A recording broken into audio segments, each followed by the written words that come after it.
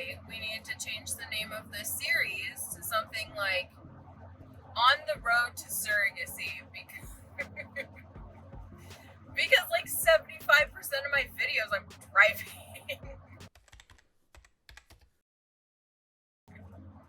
This will not always be the case, I promise. But I forgot to record this stuff last night, and I feel like if I don't, I'm gonna forget. Yesterday, finally, my period started. My goodness, it was taking its sweet time, let me tell you. It was actually, according to my app that I use to track my period, it was actually 2 days late. I was getting kind of worried.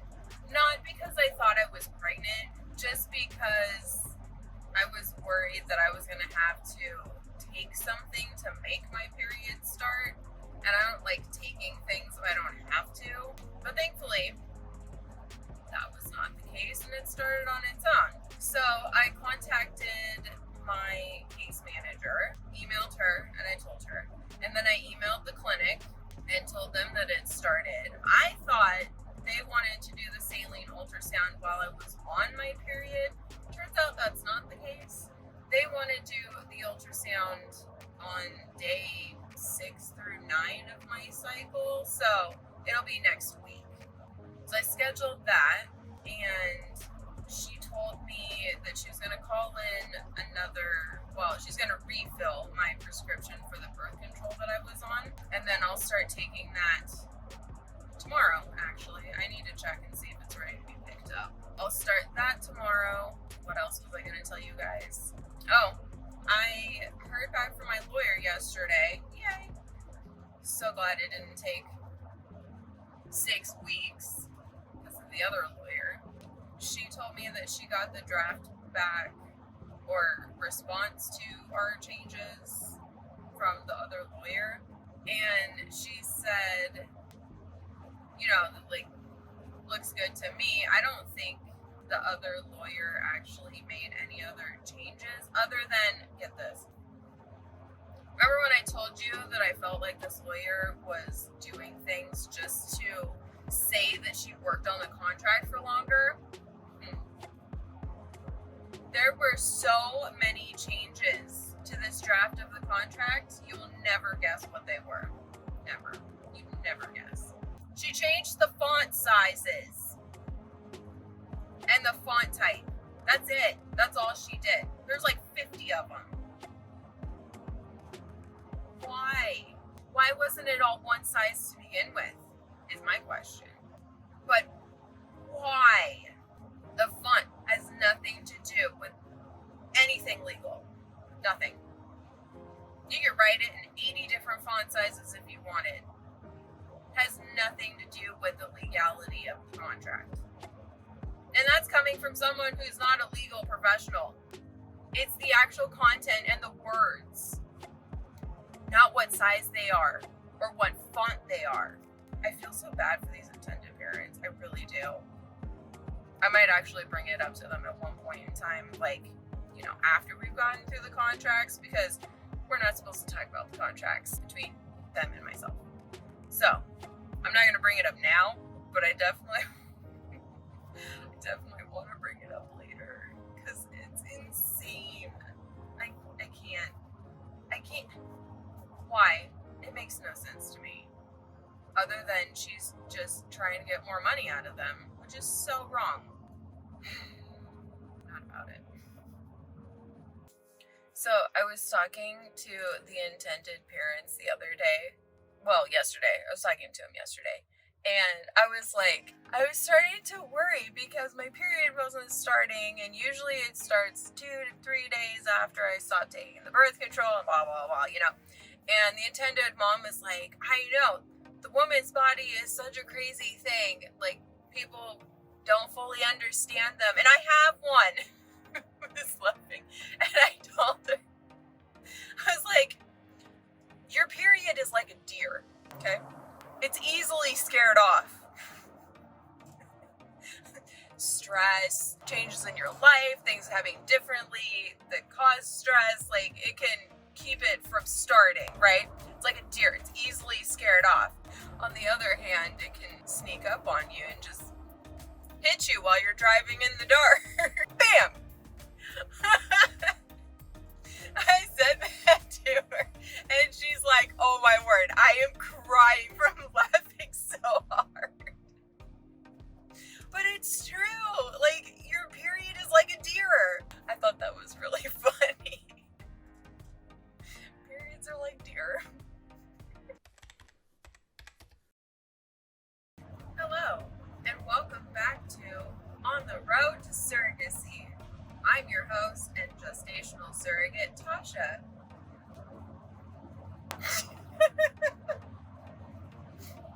I don't know why, I just thought that was really funny. Oh my word. We are in the car again. What was it, yesterday? I think it was yesterday. The intended mom sent me pictures of stuff that she got on Amazon. You guys, when I say they are the cutest onesies I've ever seen, I am not lying. They're so cute. They're Star Wars themed. I can't. Like, where was this stuff when my kid was little? It was probably out there and I just couldn't afford it, so I didn't look, but oh man, they are so cute. She also got a couple of stuffed animals that are Ewoks and a C-3PO. Oh my word, they're so cute. There's no words. There's no words. I have never wanted to give somebody a baby so bad, just so I can see the kid in these onesies. Oh my word, they are so cute. I can't say anything else. I'm obsessed. I am curious to know. I know a lot of people from different backgrounds watch these videos, but I am curious to know, like, what is the cutest outfit that you've ever seen on a baby? I need to know. Bonus points if you put a picture in the comments, because I need to see these things. Baby clothes are so cute, especially if they're girls. I had a son. Boy clothes are just, they're not as good. That's just my opinion. But I also, surrogacy related, need to pick up my birth control tonight because I'm supposed to start it tonight. So the clinic said that they were going to call in a refill, right? I assumed the pharmacy was going to call me and say, hey, it's ready to be picked up. No. Why would they do that? I don't know. Last night I went online to check to see if it was ready. It wasn't even ordered yet. So I ordered it. It should be ready today to be picked up. But yeah, I thought they would have been like, oh, okay, and called me and said that it was ready. But no, it's so weird. Oh, also, I was trying to think what else I could tell you. Also, my lily that I have started blooming this morning. It's so pretty. I love it so much. For some reason, it likes to bloom later in the summer than all the rest of the lilies. No, I guess that's not true. My mom's lilies haven't bloomed yet either. I don't know. Maybe it's just where we live. Because I've seen other people that have lilies that are blooming. But mine just started. One year, it didn't bloom until, September? The middle of September, I think. It was insane.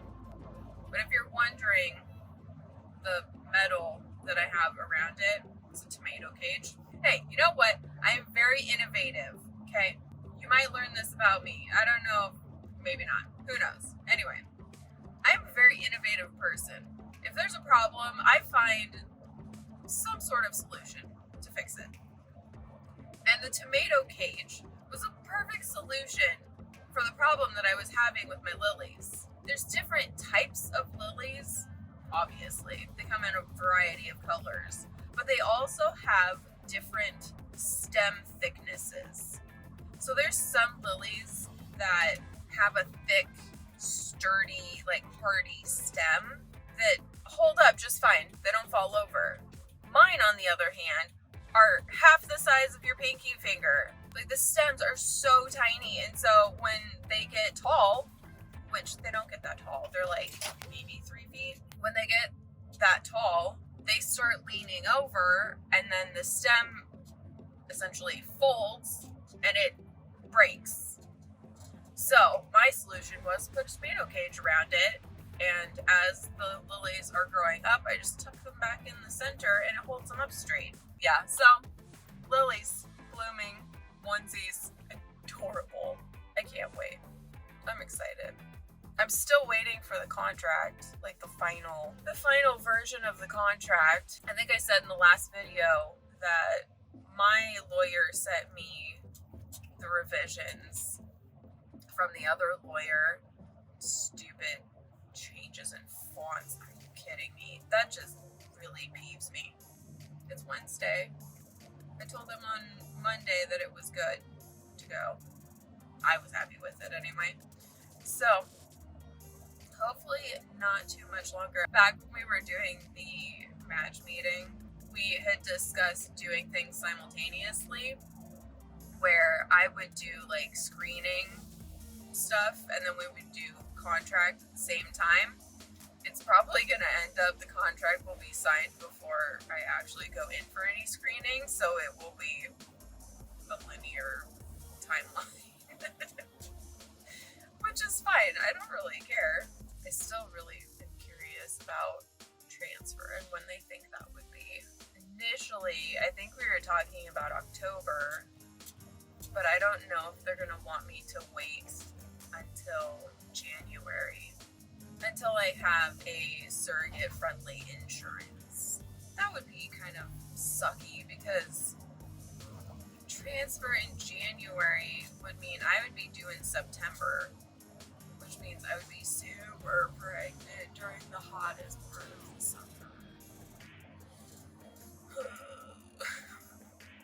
I mean, okay, I've been pregnant during the summer like every single time. I don't know how it happens, it just does.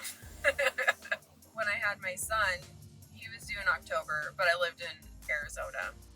It was very hot until like a week before he was born. And then it was down into like the upper 80s. Down into the upper 80s. I was pregnant with him when it was very, very hot. My first surrogate baby that I had, I was due in August, which her birthday is next week, so I can remember to say happy birthday to her. Very exciting.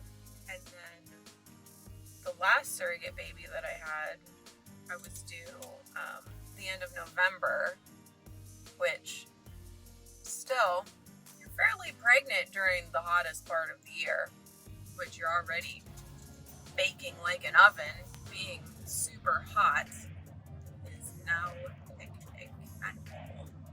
I hope you enjoyed this video. I might combine it with another one. I'm not really sure at this point. I'm trying to keep the videos like consistently the same length. But that's kind of hard when, you know, a whole bunch of things happen in 1 week and then like hardly anything like one thing happens the next week. So who knows? We'll see. I hope you enjoyed this video. Don't forget to like and subscribe. I also have a Facebook page you can follow me on and an Instagram, but I haven't created those yet because, I mean, I will have created them by the time you see this video, but these videos aren't going to be posted until I'm actually pregnant, and I don't want to start those, like, I don't want to start a Facebook page, I don't want to start a Instagram like surrogacy thing, because then my coworkers and friends and family will see it, and I don't want anyone else to know that I'm doing it again just yet. I mean, I'm pretty sure I've told some people. I've told the important people, okay? They already know. It's not like this is a huge secret. I just don't want it to get back to my work, which is just me being paranoid, which I've said before. But by the time you watch this, there will be a Facebook page. There will be an Instagram. And TikTok also. Okay? All the things. Not so much Twitter. I'm not a fan of Twitter. I don't like it. But that's a rant for another day. I'm gonna go now. I'm almost to work. Have a great day, and I will see you guys in the next video. Bye.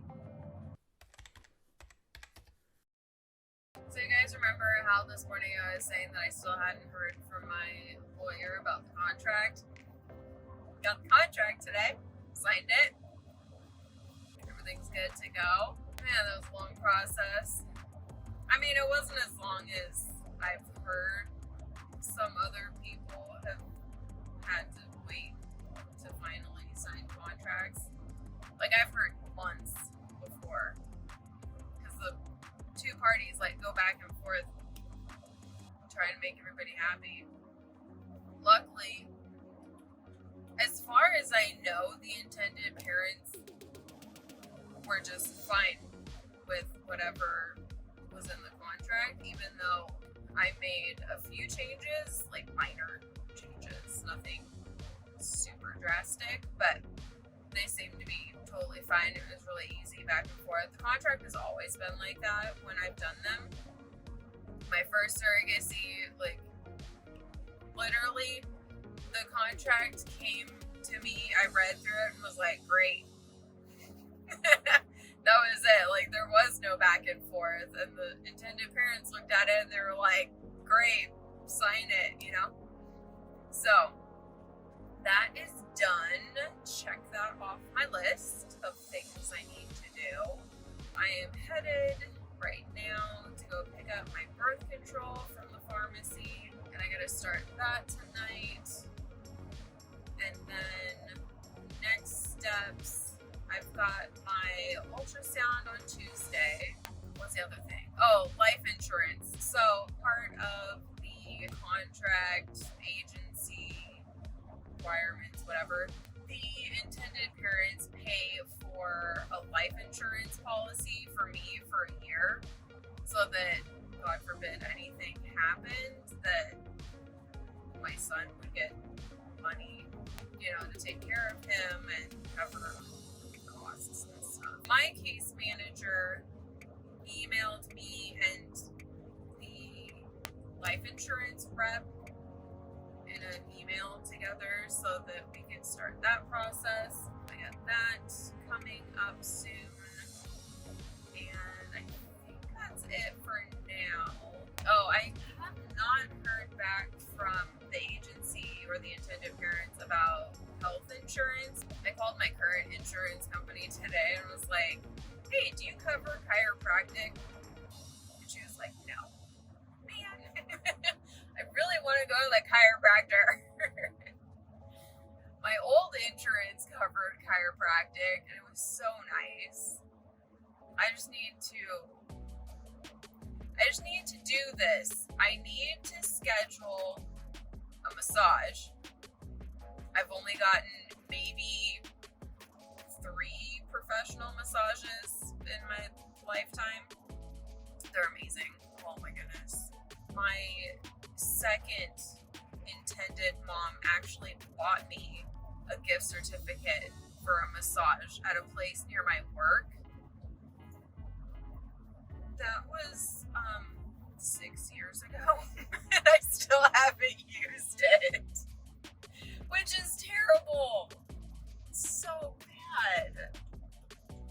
I should have used it, but single mom self-care is not in my vocabulary, obviously. I mean, I do things here and there to take care of myself, but like going to the chiropractor, that was one thing that I did. It was great. It felt so good. Loved it.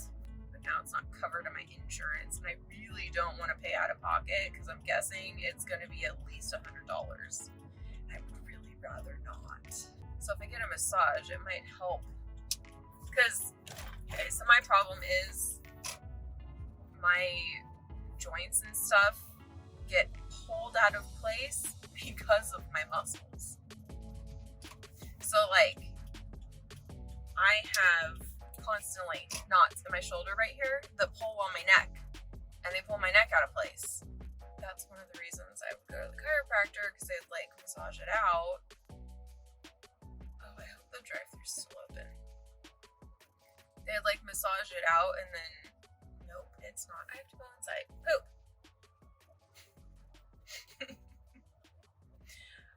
Bummer.